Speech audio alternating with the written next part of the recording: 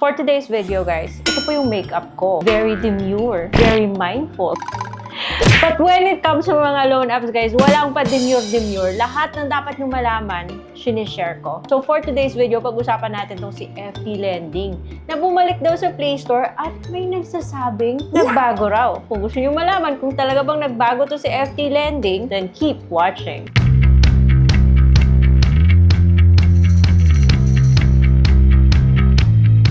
Hi guys!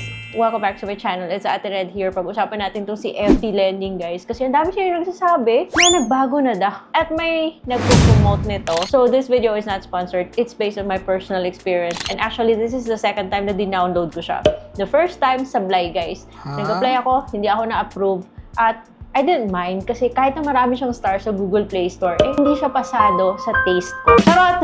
May mga nagre-request na silipin ko daw. Thank you for the trust. Kaya, dinownload ko si FT Lending, nag-apply ako, nag-submit ako ulit ng aking personal information. Yung loan app na to, may option pala siyang mag-delete. Pero confusing ha. Even before kayo makapunta sa part na magpapadelete kayo ng information, then panoorin nyo na lang yung video na to, guys. At least alam nyo kung anong meron bago kayo mag-submit ng mga information dito. For me, didiretsuhin ko na kayo mga guys. I'm gonna be very demure. Ito, para sa akin, hindi po siya worth it ng aking time. Not because 300 lang yun in-approve. Sa akin lang naman, kung magsa-start ka sa 300, because sometimes loan apps will give you a small credit limit tulad ni Mabilis Cash to test kung nahahandle mo yan bago kanya bigyan ng mataas na credit limit. So, okay lang sana yan. But the reason bakit ayaw ko is the interest and the service fees and the term. May pa 7 days siya. Free na daw yung second payment mo, which is 2025. So, parang gimmick. Ayaw ko sa mga ganyang gimmick. Nasa inyo yan kung magpapatuloy kayo kung, hindi, kasi sabi niya, revolving daw. Pero actually, sabi niya, recyclable. Recyclable. Ano ba yan? Baka siguro yung gusto niyang sabihin, revolving. Na pagkatapos mo magbayad, pwede ka mag-approve agad. I doubt. Approve daw ako sa 300, pero yung final assessment na, try again daw. So, kaya ako doon nag-decide na ipa-delete yung account. Yun yung dapat yung malaman. Bago tayo magpatuloy, shout out sa ang huling mensahe. Siya yung nagsabi na si FT Lending bumalik sa Google Play Store. And Carl Jordan at Red, mukhang nagbago si FT. Na-approve ako 300 pesos. Buo kong nakuha after 7 days. 352 yung balik. Ganon din yung na-approve sa akin. Pero dami sa inyo nagsabi na sablay daw. Kahit na sinabi niya sa approve ko sa 300 pesos, pwede ka pa rin ma-reject.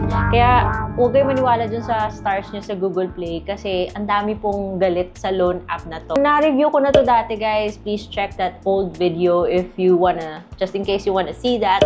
Encounter niyo yung loan app na to, si FT Lending, na ngayon ganito na yung logo niya ha.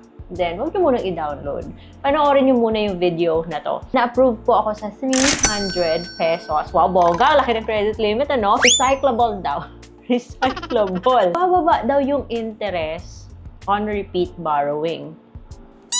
Pinapalabas niya na free na daw yung second payment. Point nito is 7 days pa rin siya. So, 352 after 7 days. 7 days. So, I can only imagine na baka malaki yung babayaran mo kung 30 days na. Also, take note guys, na meron po siyang penalty, daily penalty, pero capped at 5% per month. So, wag na kayong pasaway sa loan app na to. Ulit ba siya? Let me know in the comment section. Hindi ako nakapagpatuloy because sabi niya, na-approve ako sa 300, pero yung final review, na hinintay ko pa in 10 minutes kaysa try again daw. So, dun sa Google Play Store, sabi niya nagpapahiram daw siya ng up to 30,000 pesos. Fast audit process, 3 minutes to complete.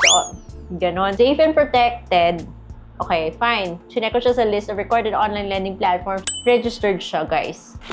Papaalam niyo sa iyo na kailangan niyo yung permission niyo sa ganito. Contacts, phone number, personal information, camera, and list of applications. Iko-confirm yun. Hindi ka kasi makakapagpatuloy ba kung hindi mo yun iko-confirm. So, magla-login ka daw to view your limit. I-click mo yung login. Siyempre, hihingi po siya ng active mobile number. Papadala po siya ng code at magka-create ka ng password. It should be a combination of letters and numbers. Ikaw bahala ko nung ilalagay mo dito. Hingi siya ng purpose ng loan. Magagamit mo ba yung 300 para sa business development na, by the way, yung business niya, wrong spelling pa kasi dalawang S. So, moving on, hingi po siya ng education level, marital status. Sinisipon po ako dahil sa makeup kong very demure. Mail address, status of residence, kung rented ba or owned, status of loans in other loan apps, and then job type.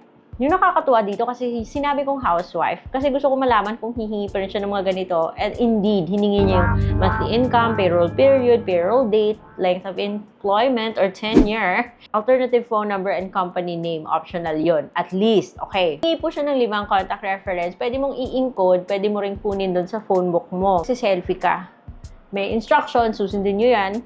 At yung IDs na. So, hindi po automatic na pagkatapos yung i-capture yung ID mo, nalalagay din doon. Pagkatapos mo i-capture yung ID mo, manual mo ilalagay yung mga information na yun. So, yung mga IDs na tinatanggap niya yung high credit daw.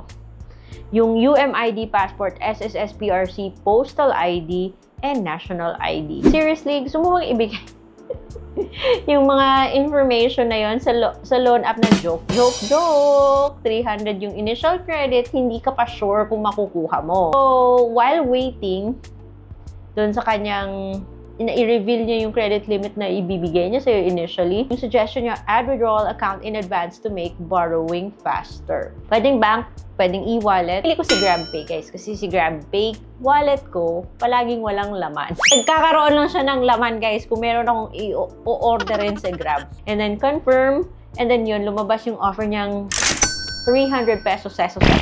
Your current borrowing limit is 300. So, in-explain ba niya yung revolving? Yung naman pala, revolving pala yung gusto niyang sabihin. Hindi recyclable. Hindi naman siya pala auto-send. Kasi lalabas po yung terms niya, yung summary ng loan mo.